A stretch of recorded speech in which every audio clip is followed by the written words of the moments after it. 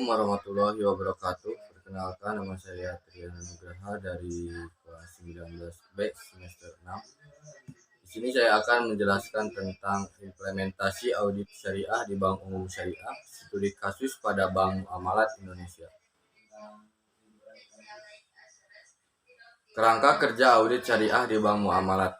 Kerangka kerja merupakan hal yang sangat penting karena berfungsi sebagai acuan bagi auditor untuk melaksanakan pemeriksaan pada perusahaan.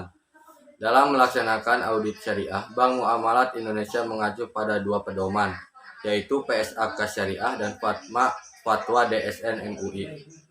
Dalam hal ini, PSAK Syariah sebagai pedoman dalam pemeriksaan laporan keuangan, sedangkan Fatwa DSN MUI sebagai pedoman dalam mengawasi aspek syariah dan operasional.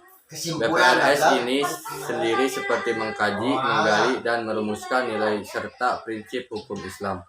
PSAK Syariah diadopsi dari AAOEIFI yang merupakan lembaga regulasi keuangan Islam internasional. Lembaga itu mengeluarkan standar akuntansi dan auditing untuk lembaga keuangan Islamik atau Accounting and Auditing Standards for Islamic Financial Institutions. DSN MUI 1.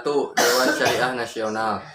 Dewan Syariah Nasional adalah lembaga yang dibentuk oleh MUI yang secara struktural berada di bawah MUI dan bertugas menangani masalah-masalah yang berkaitan dengan ekonomi syariah, baik yang berhubungan langsung dengan lembaga keuangan atau lainnya.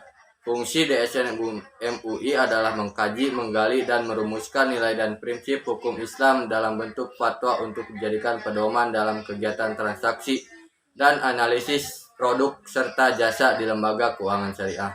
2. Dewan Pengawas Syariah atau DPS. Posisi DPS berada di bawah naungan Dewan Syariah Nasional. Dalam hal ini, DPS harus memenuhi aturan dan prinsip-prinsip yang dibuat oleh DSN termasuk terkait dengan fatwa-fatwa yang dikeluarkannya. Dalam pelaksanaan proses pembinaan dan pengawasan DPS terhadap perbankan syariah, hanya merupakan pengawasan kepatuhan syariah sebuah produk di mana dapat dilihat bahwa yang menjadi objek material pengawasannya adalah segala produk atau jasa perbankan syariah. Ruang lingkup audit syariah di Bank Muamalat. Ruang lingkup pemeriksaan audit tidak hanya terbatas pada laporan keuangan saja.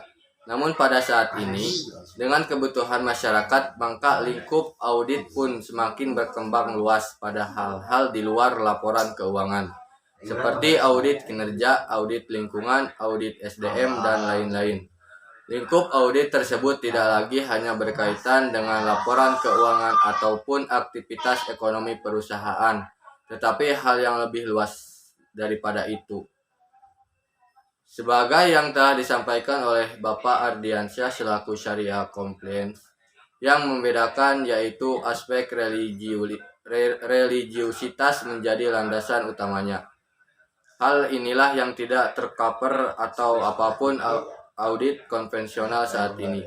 Karena tujuan utama audit syariah adalah memastikan perusahaan telah melaksanakan semua hukum ekonomi yang berlaku, termasuk hukum dan prinsip Islam terkait hal itu untuk mencapai profit.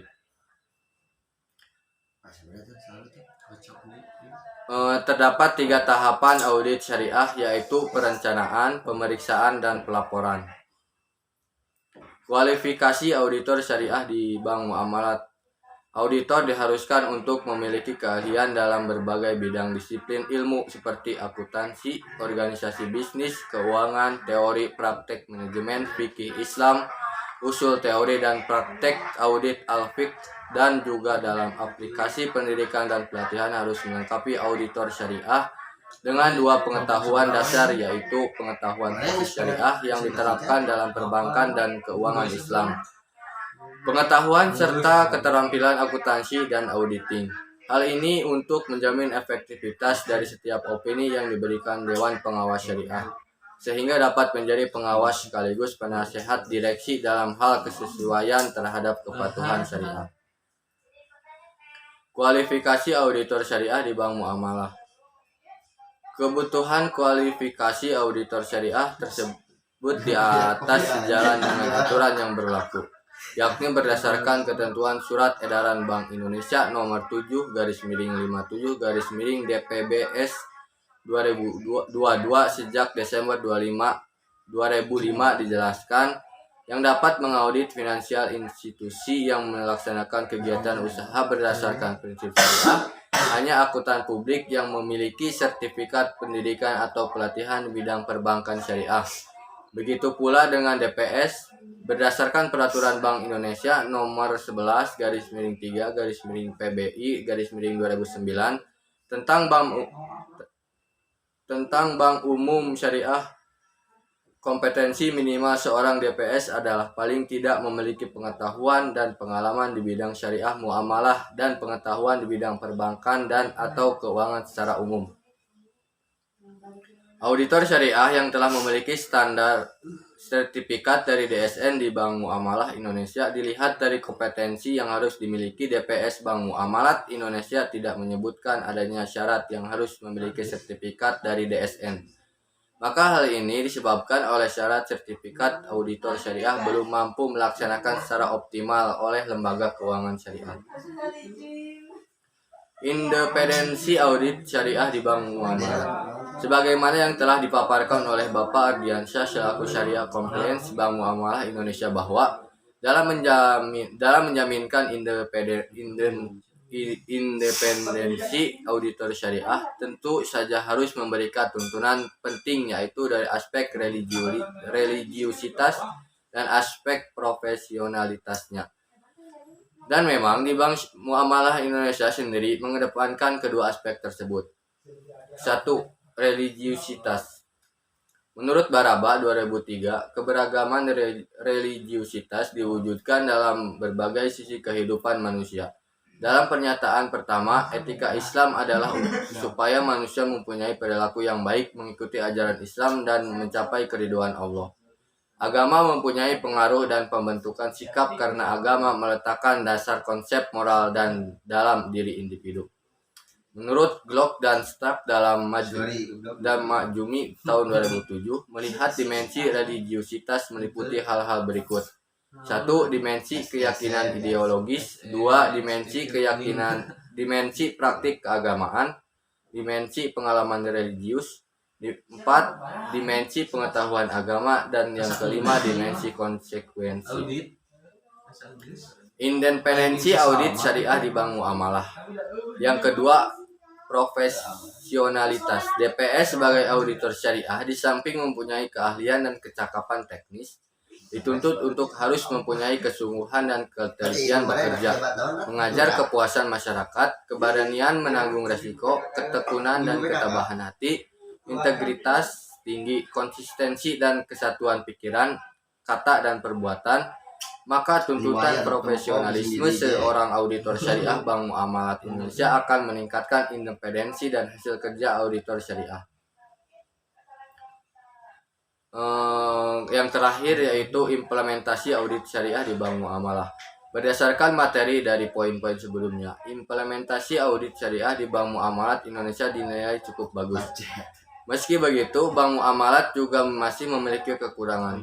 Hal ini dapat dilihat dari kerangka kerja audit syariah pada Bank Muamalat Indonesia sudah sesuai dengan mengacu pada dua pedoman. Pertama, PSAK Syariah, yakni panduan audit yang dikeluarkan oleh IAI sebagai pedoman pemeriksaan pada laporan keuangan. Kedua, fatwa DSN MUI, yakni pedoman audit yang dikeluarkan oleh DSN MUI sebagai pedoman pemeriksaan di luar aspek laporan keuangan. Namun belum ditemukan opini dari audit syariah seperti layaknya audit keuangan dari auditor independen. Adapun dalam kualifikasinya juga memiliki kekurangan, yaitu tidak menyebutkan adanya syarat yang harus memiliki sertifikat dari DSN MUI. Kompetensi auditor syariah selayaknya dibuktikan dengan sertifikasi yang didapat dari DSN MUI, di mana sertifikat tersebut merupakan bukti legalitas bahwasannya auditor syariah tersebut telah diuji dan diakui kompetensinya di bidang syariah muamalah. Sekian pemaparan dari saya, kurang lebihnya mohon maaf. Wassalamualaikum warahmatullahi wabarakatuh.